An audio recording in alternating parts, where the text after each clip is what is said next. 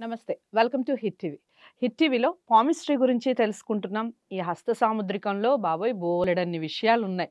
ఎన్ని విషయాలు మాట్లాడుతూ ఉన్నా ఇంకా తెలుసుకోవాలన్న కుతూహలం నాకైతే చాలా ఇంట్రెస్టింగ్ పెరిగిపోతూ ఉంది రోజు రోజుకి. మీకు అలాగే అనిపిస్తుందా? అనిపిస్తే తప్పకుండా ఈ వీడియోని స్టార్టింగ్ నుంచి ఎండింగ్ వరకు ప్రతి వీడియోని చూసే ప్రయత్నం చేయండి. మధ్యలో ఆపేస్తే మీకు విషయం తెలీదు. సో, గురువుగారిని కలవాలి అనుకుంటే తప్పకుండా స్క్రీన్ మీద కనపడే నంబర్‌కి కాల్ చేస్తే గురువుగారు మీతో మాట్లాడటం జరుగుతుంది. మీకు సంబంధించిన ఏ విషయాలన్నా గోప్యంగా కూడా ఉంచటం జరుగుతుంది. ఎందుకంటే ఎవరి పర్సనల్ విషయాలు వాళ్ళకి మాత్రమే ప్రత్యేకం కాబట్టి. ఇక గోపాలకృష్ణ నాయుడు గారితో ఈరోజు ఈ వీడియో ద్వారా ఒక ఇంట్రెస్టింగ్ విషయం తెలుసుకోబోతున్నాను. నాకైతే చాలా ఇంట్రెస్టింగ్‌గా ఉంది. అదేమిటి అంటే రేఖలు. చాలామంది రేఖల గురించి మాట్లాడేటప్పుడు మీరు 100 ఏళ్ళు బ్రతికేస్తారు. మీకసలు జీవితకాలం మీరు సంతోషంగా ఉంటారు. ఇలా రకరకాలుగా మాట్లాడుతూ ఉంటారు. మీకు బోలెడంత ధనం వస్తుంది. ఆకస్మిక ధనం అంటూ ఉంటారు. ఎంతవరకు కరెక్ట్ ఇది? దేన్ని బేస్ చేసుకొని వాళ్ళు చెప్తారు? అసలు దేన్ని బేస్ చేసుకొని మనం నమ్మాలి? ఈ విషయాల గురించి ఇప్పుడు గురువుగారితో మాట్లాడే ప్రయత్నం చేద్దాం. నమస్కారం అండి. నమస్తే అమ్మా. సో, రేఖలు అసలు రేఖలు. Very good. ఏం చేద్దారంటే ప్రతి వ్యక్తి అరచేయి అనగానే ముందు రేఖలే అంటారు. రేఖలే అడుగుతారు. నేను కూడా మీరు ఫస్ట్ మాట్లాడినప్పుడు రేఖలు అన్నా. అవును. దానికన్నా ముందు చాలా విషయాలు మనం వీడియోలు చేసి ఉన్నాం కాబట్టి కొంత అవగాహన వచ్చింది. సో, రేఖలకి సంబంధించి చెప్పండి. అసలు ఎన్ని రేఖలు, ప్రధాన రేఖలు ఉంటాయి మన చేతిలో? ఈ రేఖలు నేను సాముద్రికంలో 2 విభాగాలని చెప్పాను కదా. అవును. క్షేత్రము, బీజము. హ్మ్. హ్మ్. బీజం అంటే విత్తనం. హ్మ్. క్షేత్రం ఇంతవరకు మనం మాట్లాడుకున్నటువంటి చాలా విషయాల్లో క్షేత్రం గురించి చెప్పాను. క్షేత్రంలో అంటే నేల. దాంట్లో విత్తనం. విత్తనం వేయాలి. ఒకే క్షేత్రంలో 2 పక్కన 2 రకాల విత్తనాలు వేసామనుకోండి. అంటే విత్తనాలంటే ఉదాహరణ చెప్తాను మీకు. దుంపలు తెలుసా మీకు? చిలకడ దుంప. చిలకడ దుంప తెలుసు. తెలుసు. ఇంకో దుంప ఉంది. నాభి దుంప తెలుసా? నాభి దుంపని ఏమంటారండి? అంటే ఇంకా ఏమైనా పదాలున్నాయి? నాకు తెలీదు నాభి దుంప అంటే అయితే. చిలకడ సరే. దుంపలైతే తింటూ ఉంటాం తెలుసు కాబట్టి. నాభి దుంప ఒకటుంటుంది. ఒకే రకమైన నేలలో హ్మ్. పక్కనే అంటే ఒక చిలకడ దుంప పాతాం. దాని పక్కనే నాభి దుంప పాతాం. ఓకే. అది పెరుగుతాయి 2. పెరిగి పెద్దయి ఆకులవి వేసిన తర్వాత కింద దుంపలొస్తాయి. చిలకడ దుంప తింటే మనకి చక్కగా స్వీట్‌గా ఉంటుంది. స్వీట్‌గా ఉంటది. ఆరోగ్యంగా ఉంటది. Sweet potato. హ్మ్. అదే నాభి దుంప అయితే ప్రాణం పోద్ది. అంటే సేమ్ అలాగే ఉంటుందండి పోలిక? చిలకడ దుంపలానే ఉంటుంది. ఆల్‌మోస్ట్ ఆల్ అలాగే ఉంటది. ఓకే. ఓకే. నాభి అంటారు.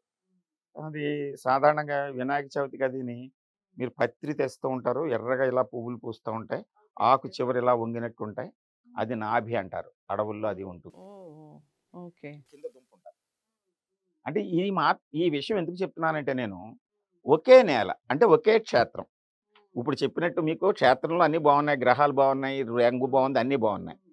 విత్తనం అంటే ఈ రేఖలు గనక స్పష్టత లేకపోతే ఈ క్షేత్రం ఎంత ఘనంగా ఉన్నా దాని ఫలితం మారిపోద్ది. అంతే కదా!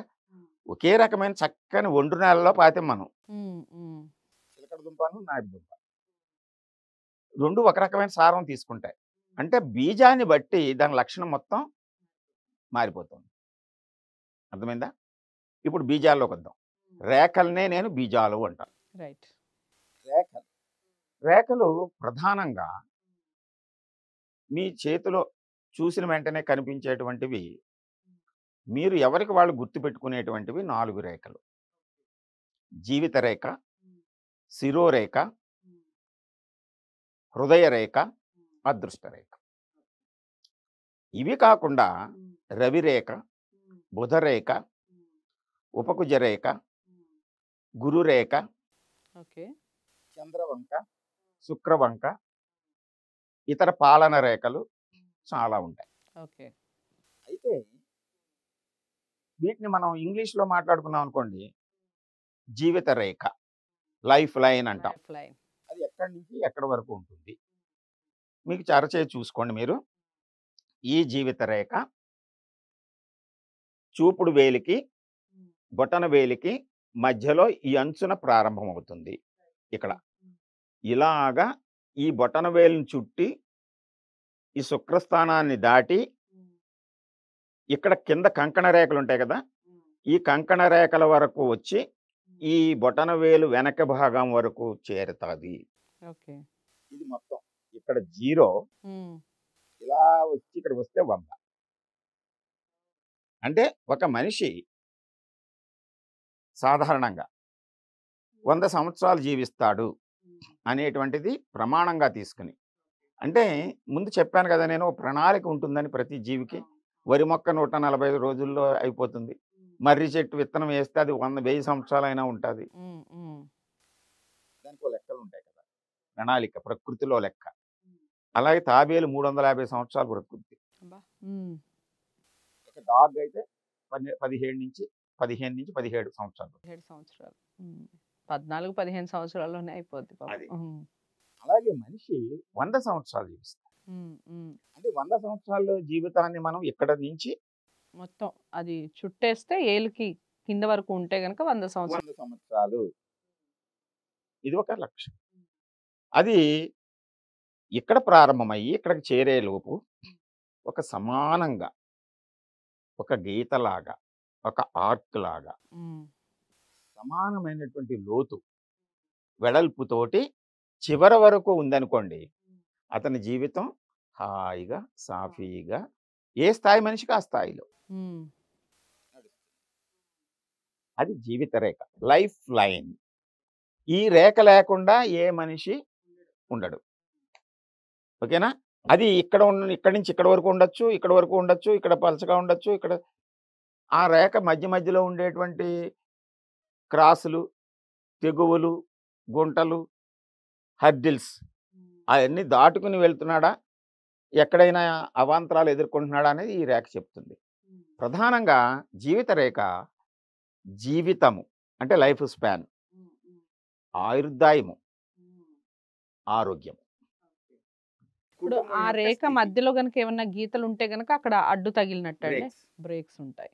మరి రోడ్ మీద వెళ్తున్నప్పుడు స్పీడ్ బ్రేకర్ ఉంటే, ఒక గొంతు ఉంటే అక్కడ మనం పల్టీ కొడతాం. అలాగే ఇక్కడ కూడా. ఓకే. ఓకే. ఓకేమా? అది జీవిత రేఖ. తరువాత రెండవది అంటే జీవిత రేఖ లక్షణాలు చెప్పాను కదా, ఆరోగ్యము, ఆయుర్దాయము, కుటుంబ పరిస్థితులు. ఇది జీవితం. ఓకేనా? రెండవది శిరోరేఖ. ఓకే. శిరోరేఖ గురించి నెక్స్ట్ వీడియోలో తెలుసుకుందాం. మనకి ఆయుష్కి సంబంధించిన రేఖ ప్రతి ఒక్కళ్ళ చేతిలో ఉంటుంది అన్నట్టుగా ఈ వీడియో ద్వారా తెలుసుకున్నాం. ఈ వీడియోలో ఇంకొక ముఖ్యమైన విషయం తెలుసుకున్నాం. ఏమిటి అంటే స్పీడ్ బ్రేకర్లు ఉంటాయంట చేతిలో. ఒకసారి చూసుకోండి గురువుగారు చెప్పినటువంటి విషయాన్ని. మీకు ఇంకా అర్థం కాలేదా, ఇంకేమైనా తెలుసుకోవాలి అనుకుంటున్నారా, తప్పకుండా కామెంట్ బాక్స్లో తెలియచేయండి. నెక్స్ట్ వీడియోలో ఈ కామెంట్స్ వచ్చాయి అని తప్పకుండా అలాంటి వీడియోస్ చేసే ప్రయత్నం చేస్తాం. లేదు గురువుగారిని మీరు కలవాలి అనుకుంటున్నారు, స్క్రీన్ మీద కనపడే నెంబర్కి కాల్ చేయండి, గురువుగారు మీతో మాట్లాడటం జరుగుతుంది.